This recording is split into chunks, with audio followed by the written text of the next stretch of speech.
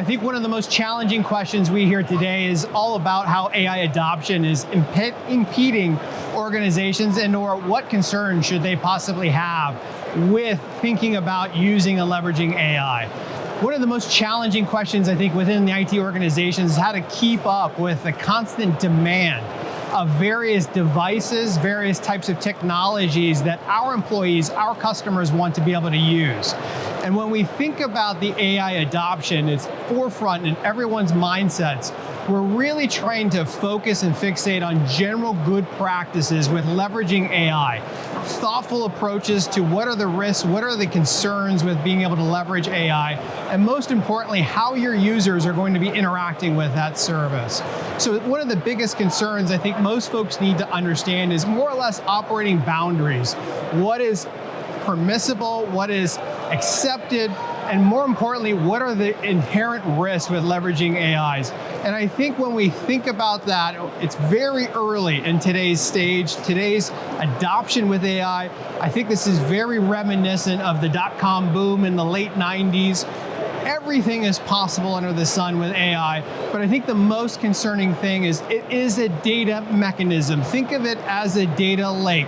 It is going to take what you consume or what you leverage with that tool, and it's potentially going to use that and share that with others. So from a cybersecurity perspective, the biggest risk we see with AI is the exchange of the data and making sure our customers, our users understand that that AI is potential to be exposed to others. So when using sensitive data, we think about personal identifiable information, intellectual property, trade secrets. Those types of artifacts are really at the forefront from a cybersecurity risk posture. AI can be very beneficial to so many customers in terms of operational ease, effectiveness, efficiencies. The idea behind AI and the promise that is bringing us is just boundless. I think that the exciting piece for us in the next 2-3 years is just where this train will go. I think most companies are fixated on the idea of being able to leverage that as a tremendous value add, but keep in mind, there is some risk with using some of these tools, and that is where many organizations can think about building up a security posture for the AI, but also how do we effectively leverage that in our day-to-day use for everyone's ease of use and everyone's enjoyment. When we think about the euphoria of being able to leverage AI, everyone wants instinctively to rush to the latest and greatest new technology. So when we think about AI, it is no different than your favorite device at Christmas that is the latest and greatest gadget that you may actually see. I think when we think about AI, remember it is exciting, it is fun, but it is also very new. We are seeing so many existing adversaries start to leverage AI against organizations, specifically generational AI, so that it can be leveraged in phishing campaigns. We see it in deepfakes. You see it all around across social media. That is the inherent specific concerns that we may have to basically try to maybe hold off employees, customers, users from rushing towards that, to think about where this is going to go and make sure that you're using it as safe as possible. Make sure when you click on that email, make sure when you click on that link, you're thinking about where did it originate from, what was the actual source. Is this a legitimate website? They are getting very, very good at potentially faking a lot of that technology with the use of AI. So as much as we want to be able to leverage the most exciting technology, the very latest and greatest capabilities with AI, there is some caution that should be leveraged with leveraging AI. And just remember, it's the very beginning. We're only starting to see the first couple little bits of that exploitation begin to be leveraged by adversaries. And remember that it's just the very tip of what we're about to see within the next couple years. So we're continuing to see these two groups continue to merge over time. A lot of the same organizations, regardless of size, are drawing on the same skill sets within their employee base or their customer base, and we're seeing these continue to merge. We want individuals from a cybersecurity perspective to have the IT skill sets that we have so treasured over the past decades. On the flip side, we want IT folks to start understanding the inherent risks of all the technologies and tools that are being leveraged in today's, like AI. So when we think about these two silos that are traditionally been peers, are starting to continue to merge and merge because of the skill sets, because of our general operating behavior is becoming one. We don't think about technology, we don't think about cybersecurity as separate silos anymore, but in conjoined unison to be able to benefit all of our customers, all of our employees, all of our users. And so we're continuing to see that trend regardless of the organization size, whether you're a small organization or a really large organization. The benefit of what AI could potentially do to consolidate, expedite those skill sets is tremendous. Think about it, it is Google at your fingertips. It is being able to understand context. It is to understand how specific configurations, deployment mechanisms can be leveraged so that we can potentially generate that momentum, that efficiencies to be able to get to the market, to be able to do what we need to do faster, cheaper, and more efficiently. Shadow IT is something that has been around for decades. One of the biggest risks that I think we see inherently with shadow IT is that disengagement from corporate policy, corporate IT structure, and unfortunately being able to operate independently of that known IT organization. So the shadow IT organizations, they exist in many organizations for all shapes and sizes. Inherently, there is a general ideological difference that has enabled that shadow IT to continue to operate. And it's because of that independence, we see tremendous risk within those shadow ITs. Are they patching your devices? Are they deploying configurations the same way that that corporate IT would? Are they applying those necessary controls? Are they even talking to anybody about the services, the devices that they have under management? Shadow IT is a very genuine risk that all organizations need to be aware of so that we can try to break down the communication silos, merge the various operational processes within those organizations to better and lower and ultimately try to reduce that risk as much as possible. So lots of technologies exist today to help better organizations to try to reduce and or minimize the risk inherently within their organization.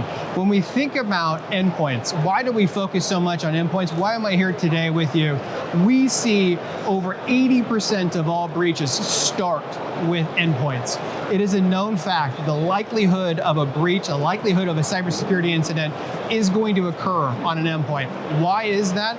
Human nature, human behavior, the advent of AI coming into the world, we are specifically being targeted as individuals. Our behavior mechanisms are wired to interact with things that matter to us as individuals. And as that becomes an inherent risk, and because those employees, because those individuals have endpoints, we see that become a predominant theme within the industry.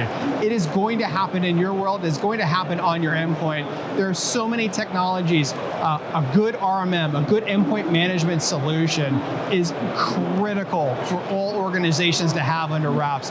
A good endpoint detection and response agent is paramount for all of your organizations to have.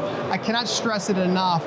Ultimately, the biggest value that any organization can have with regards to securing endpoints is walking through a model of what if. We are going to be breached is the #1 theme every organization should be thinking about. And what does that mean to you? What is that cause and effect that needs to be played out with other executives, other team members, other individuals within your organizations? Because when that event happens, the #1 thing that needs to be in the forefront of everybody's mind is containment.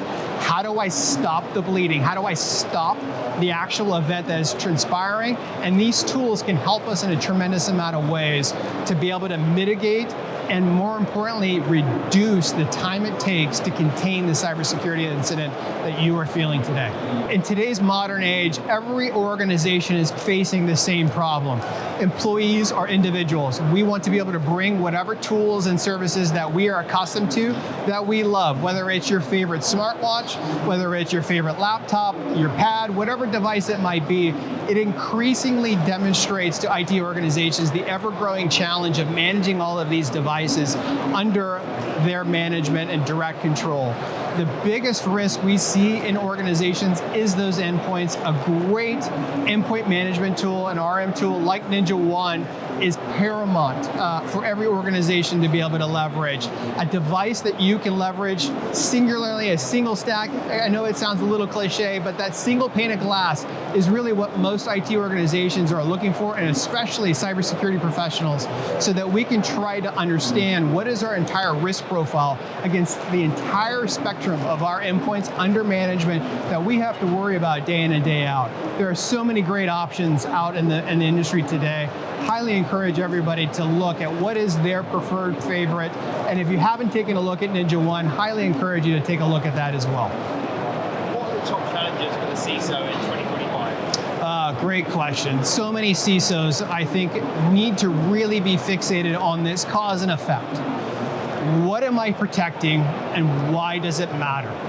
It's something that so many folks over-rotate time and time again, fixate and focus on what types of data do you need to actually protect? What is it that I'm here to actually do, and why does it matter? Ask the question, why does it matter that what we need to invest in, we need to go pitch to our boards, to our executive committees, to solicit funding is paramount in every single organization. If you haven't been exposed to that, I highly encourage so many organizations to think about that scenario. These are the types of data, and why does it matter? What does it mean to me? It could be regulatory based, it could be brand impact, it could be simply financial data or government secrets. There's so much out there that we need to be fixated on, and it's not worth our time to over-rotate on things that ultimately do not rise to the very top of what that effect might be. Really excited to be able to announce that this year, NinjaOne is really taking it on full steam, the AI adoption.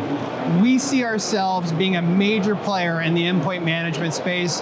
Our product, our tool, allows organizations to apply very specific security controls, manage our endpoints in a very holistic, single pane of glass mechanism, and on top of that, automate the actual patching of all of these various device types that our employees, that our customers are demanding very simplistically.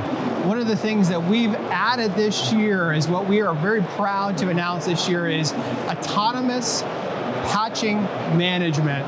Something when we think about how do we know that this specific patch will not impact my business, and we've called this sentiment within the patch industry. So when we are soliciting these patches from various vendors across the marketplace, we are crawling all of social media, all of the available documents, buzz about those patches to provide our customers some sentiment as to what the impact might be within their organization.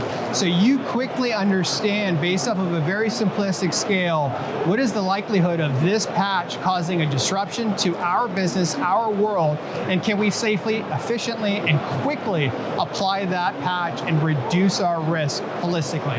That, we believe, is a game changer. We don't see any of our competitors doing that, and we see that more and more from IT organizations wanting that trust with their vendors to be able to know and understand that this vendor, NinjaOne, is in their court, partnering with them as they want and as they need to make their business run effectively and efficiently and smoothly.